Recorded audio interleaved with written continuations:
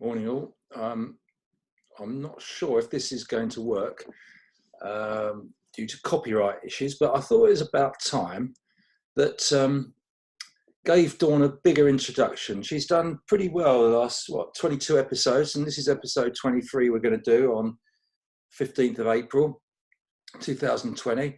So before she comes on, I'm picking some intro music for her. So here we go. It might have to be edited though for copyright reasons. Here we go.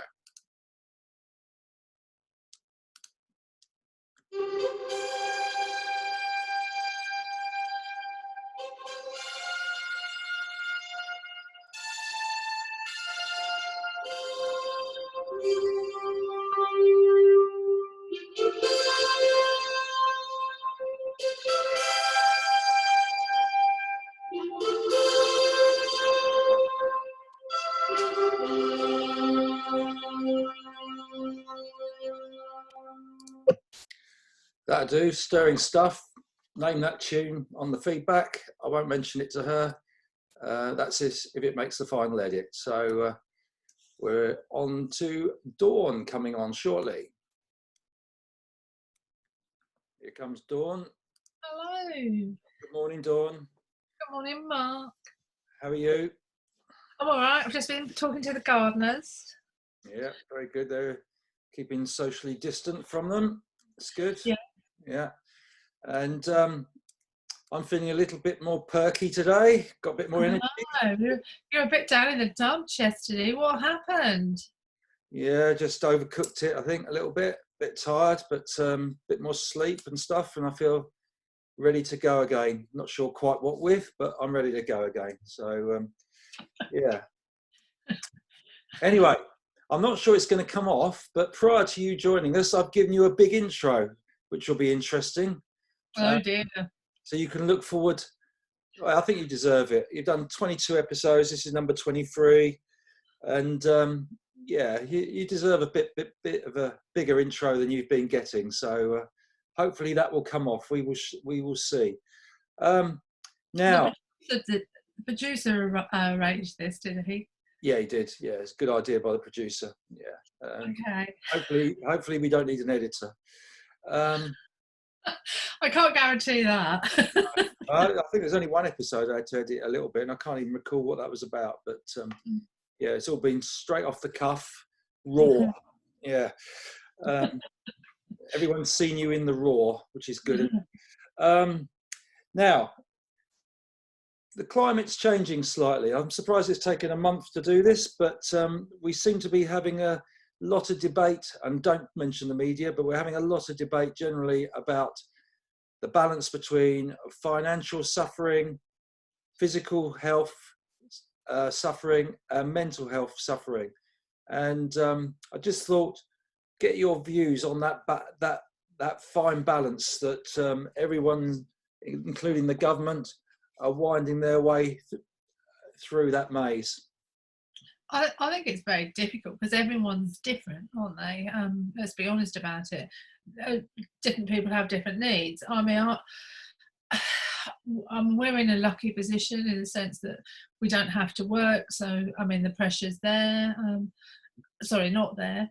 And then really health and mental health is really sort of like how you feel about things, isn't it? I mean, if you're stressed out and you feel pressure, then you have to relieve that, and it's only you who can come to the solution, because at the end of the day, if you're feeling down, not a lot of people will understand why you feel down, because they might not be affected, because the same things don't affect them. So it's a question of talking and you know, I mean, we can't go around hugging people now, which is the biggest thing that helps from my point of view. I mean, if I'm thinking, oh God, this is terrible, what am I going to do? I try and find something positive from it all, and try and keep in a positive frame of mind, and think if I cut it down into small sections, like it's not going to last forever, you know, take 1 week or, you know, at a time, so that you think, it's not as bad. Because if you look at this and say it's going to take 3 months, oh my God, what's going to happen to my mortgage payments, blah blah blah blah, the money's not coming from the government, blah blah blah, and then you just would get stressed. So I think you just got to, and everybody is going to be affected in a different way because they're in different places, aren't they? Yeah. Well, that's very good advice. And my main takeaway from that is when you said, if you're feeling down, and while you were talking, I was trying to think of the song. It starts off, if you're feeling down, all you got to do, something to do with groovy kind of love. I can't remember who it was. I think it was the Marmalade or something like that.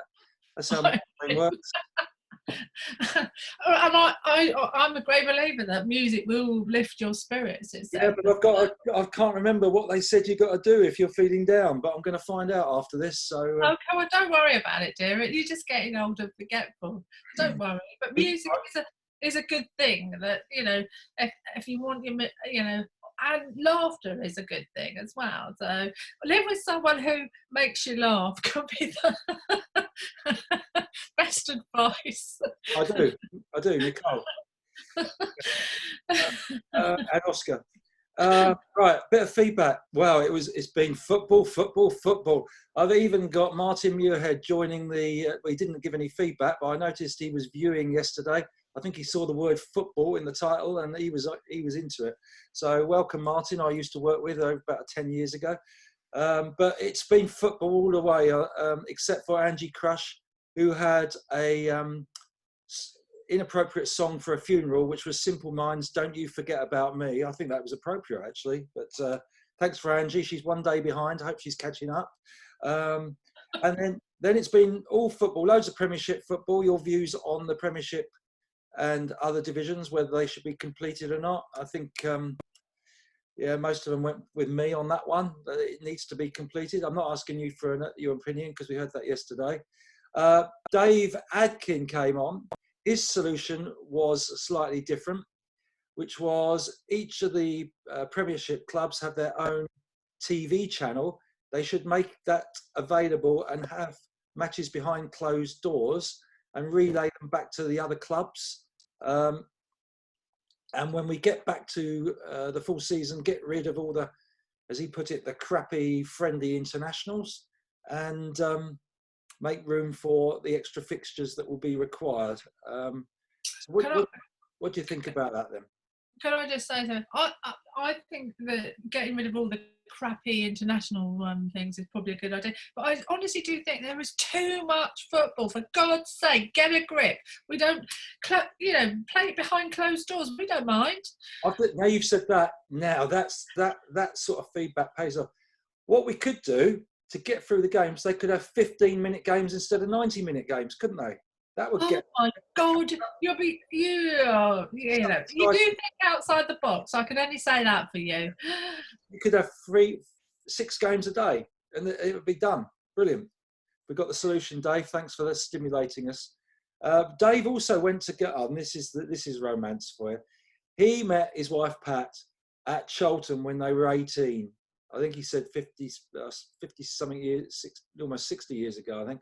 And Pat went out with a Charlton player, and so did one of Dave's friends. And Dave got in there and he wooed Pat, who likes football more than Dave still. So, as she says, she could have been a wag rather than married to Dave.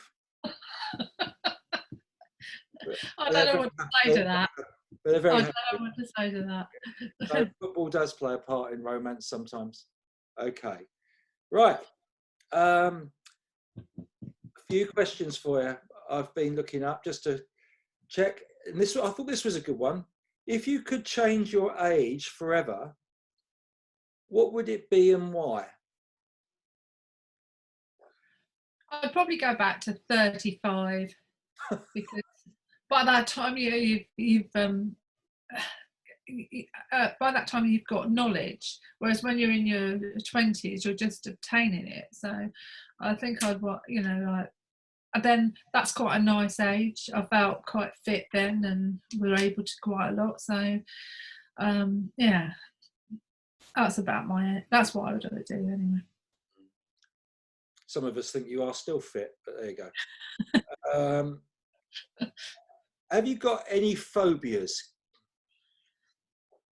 Well, the one I don't like snakes. If I meet a snake out when I'm walking, it doesn't matter how big the blooming thing is, I'm going to go the other way.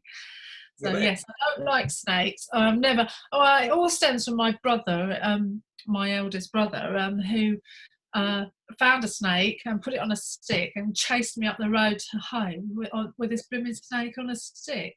yeah. So the fear comes from there. But most things I will put up. I mean, I garden, so I like worms and spiders and things like that. I haven't got a phobia about anything like that. No, but what about other things in life?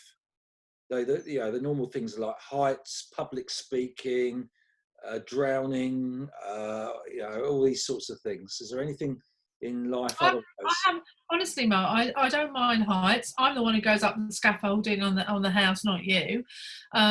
Public speaking, well, I do that every week when I'm in front of a bunch of children, etc.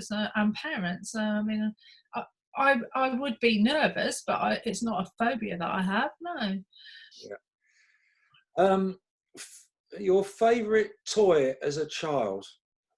Oh, well, that was easy. That's easy, and I lost it, unfortunately. I had a little blue teddy bear, which was about 18 inches, and we used to live in a cherry orchard, and I took my teddy bear out, and the cherry orchard, I must have been about 5, maybe 6, and I lost it. And then they mowed the lawn. They mowed the orchard, and I think my teddy bear might have got cut up by the mower. So we never found my teddy bear.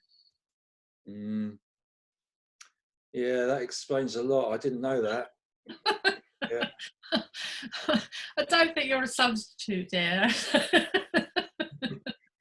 No. Like a bear. A snarling bear. I think we've unravelled something there. Has that lived with you for your whole life? You asked me what my favourite. I'm to be quite honest with you. I've never been. It's more than about the toy, though, isn't it? I think it was I don't like. I still today do not like losing things. Yeah. Okay, and I'm more upbeat then. What's the best type of party that you would have?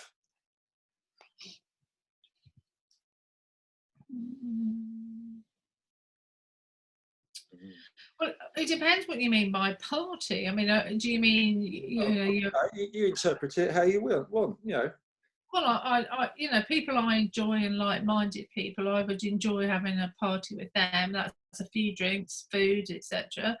I'm not really someone who goes raving, not at my age now, but I mean, I would have done earlier on when I was younger. I would have gone out dancing and things like that. So, yeah, if I was 35, I would be still boogieing. But no, I mean, it's about good company, good conversation, isn't it, really? Yeah. Okay, good. Excellent. Right, I think that will do. Yeah, for now, I think it'll be a bit of a short one today, but a bit for people to think about, and those that are behind, like Angie, to chance them to catch up. So thank you very much, and we'll see you all tomorrow. Cheerio. Bye. Bye.